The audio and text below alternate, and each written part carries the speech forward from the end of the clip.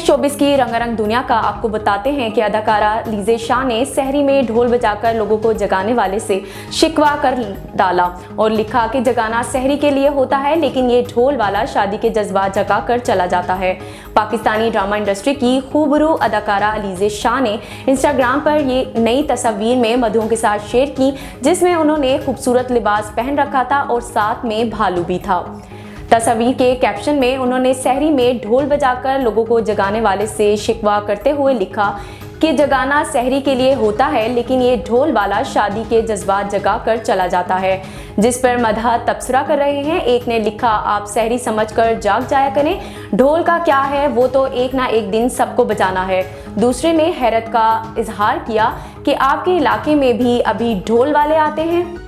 भारतीय अदाकारा आकांक्षा डोबे उत्तर प्रदेश के एक होटल के कमरे में मुर्दा हालत में पाई गईं।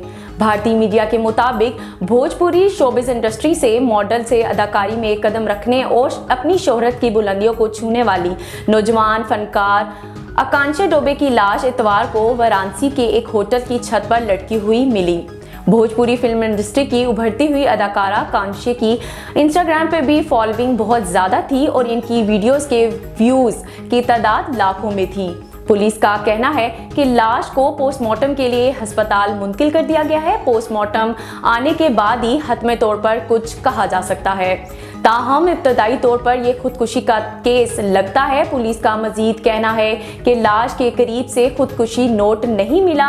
होटल के कमरों और मेहमानों के रजिस्टर से अदाकार से मिलने के लिए आने वालों का रिकॉर्ड जमा कर रहे हैं।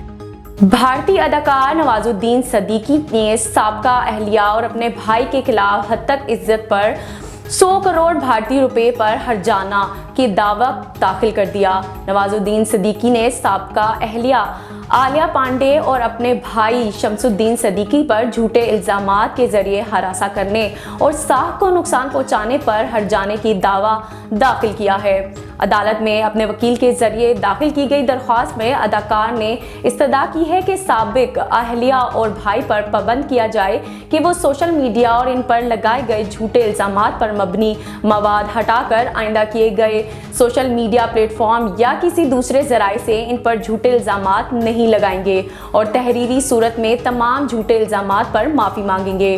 अदाकार ने अपनी दरख्वास्त पर भाई और माली फ्रॉड पर धोखाधड़ी के इल्जामात आयद करते हुए ये इस्तदा भी की है कि भाई की जानिब से साबिक अहलिया के साथ मिलकर फ्रॉड के जरिए हत्याए गए 21 करोड़ रुपए इनसे वापस दिलवाए जाएं।